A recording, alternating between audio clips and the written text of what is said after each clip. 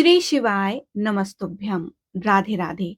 आप सभी दर्शकों का आपके अपने चैनल पर हार्दिक स्वागत है। आज आप सुनेंगे सोम प्रदोष व्रत कथा। उससे पहले इसकी व्रत विधि भी आप जानेंगे। प्रत्येक माह की दोनों पक्षों की त्रयोदशी के दिन संध्या काल के समय को प्रदोष कहा जाता है। इस दिन शिव जी को प्रसन्न करने के लिए प्रदोष व्रत रखा जाता है और सोमवार के दिन पड़ने वाला प्रदोष सोम प्रदोष व्रत कहलाता है। इस दिन किया जाने वाला व्रत आरोग्य प्रदान करता है और इंसान की सभी इच्छाओं की पूर्ति होती है। इस दिन व्रत रखने से भक्तों के अंदर सकारात्मक विचार आते हैं और अपने जीवन में सफलता प्राप्त करते हैं। प्रदोष को प्रदोष कहने के पीछे एक कथा जुड़ी हुई है। संक्षेप में यह है कि चंद्र को क्षय रोग था, जिसके चलते उन्हें मृत्यु तुल्य कष्ट हो रहे थे। तो भगवान शिव ने उस दोष का निवारण कर उन्हें त्रयोदशी के दिन पुनर्जीवन प्रदान किया। अतः इसलिए इस दिन को प्रदोष कहा जाने लगा। प्रत्येक प्रदोष की व्रत कथा अलग अलग है और स्कंद पुराण में प्रदोष व्रत के महात्म्य का वर्णन हमें देखने को मिलता है। प्रदोष व्रत के दिन व्रती को प्रातःकाल उठकर नित्य कर्म से निवृत्त हो स्नान कर शिव जी का पूजन करना चाहिए। पूरे दिन मन ही मन ओम नमः शिवाय का जाप करें।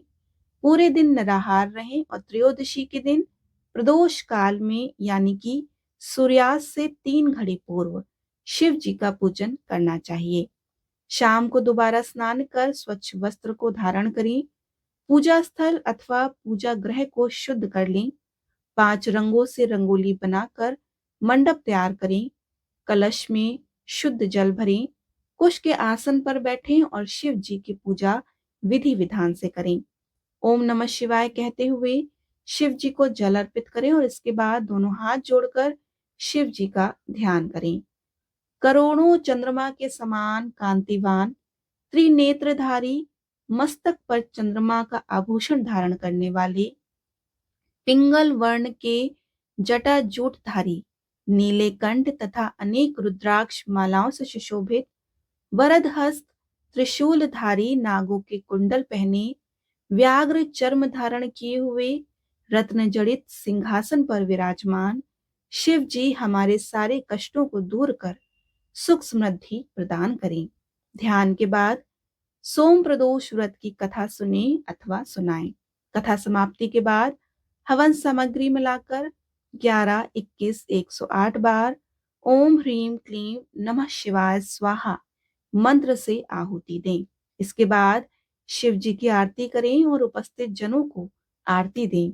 सभी को प्रसाद वितरित करें और खुद भी प्रसाद ग्रहण करें। इस प्रकार आप सोम प्रदोष व्रत का विधि पूर्वक पूजन कर सकते हैं। आप चाहें तो मंदिर भी जाकर भगवान शिव के समक्ष विधि विधान से पूजन कर सकते हैं। भगवान शिव की प्रिय चीजें अर्पित करें, पंचामृत चढ़ाएं, धूप दीप दिखाकर भगवान का पूजन करें। उसके बाद सोम प्रदोष व्रत की कथा सुने और सुनाएं। आइए अब हम आपको सुनाते हैं सोम प्रदोष व्रत कथा। पूर्व काल में एक ब्राह्मणी अपने पति की मृत्यु होने के पश्चात निराधार होकर भिक्षा मांगने लग गई। वह प्रातः होते ही अपने पुत्र को साथ लेकर बाहर निकल जाती है और संध्या होने पर घर वापस लौटती। एक समय उसको विदर्भ देश का राजकुमार मिला, जिसको पिता के शत्रुओं ने उसके पिता को मारकर राज्य से बाहर निकाल दिया। इस कारण वह मारा मारा फिरता था। ब्राह्मणी उसे अपने घर ले आई और उसका पालन पोषण करने लगी। एक दिन उन दोनों बालकों ने वन में खेलते खेलते गंधर्व कन्याओं को देखा। ब्राह्मण का बालक तो अपने घर आ गया, परंतु राजकुमार साथ नहीं आया, क्योंकि वह अशुमति नाम की गंधर्व कन्या से बातें करने लगा। दूसरे दिन वह फिर अपने घर नहीं आया और वहां पर अंशुमति अपने माता पिता के साथ बैठी थी। उधर ब्राह्मणी ऋषियों की आज्ञा से प्रदोष का व्रत करती थी। कुछ दिन पश्चात अंशुमति के माता पिता ने राजकुमार से कहा कि तुम विदर्भ देश के राजकुमार धर्मगुप्त हो। हम श्री शंकर जी की आज्ञा से अपनी पुत्री अंशुमति का विवाह तुम्हारे साथ कर देते हैं।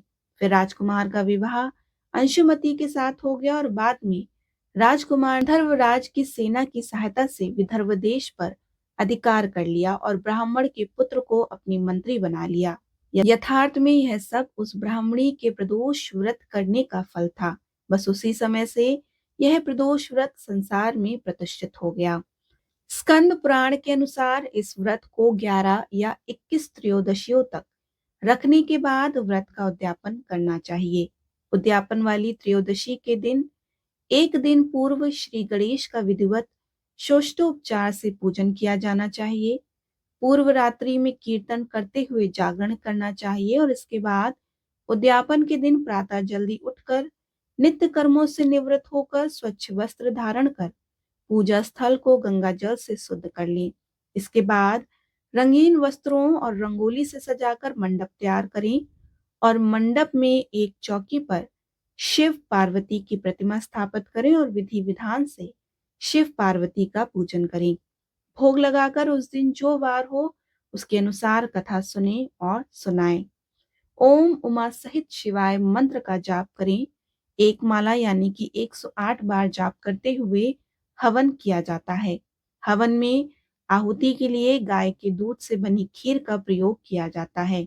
हवन समाप्त होने के बाद भगवान शिव की आरती की जाती है और शांति पाठ किया जाता है। अंत में 2 ब्राह्मणों को भोजन कराएं और अपने सामर्थ्य के अनुसार दान दक्षिणा देकर आशीर्वाद प्राप्त करें। इसके बाद प्रसाद और भोजन खुद भी ग्रहण करें।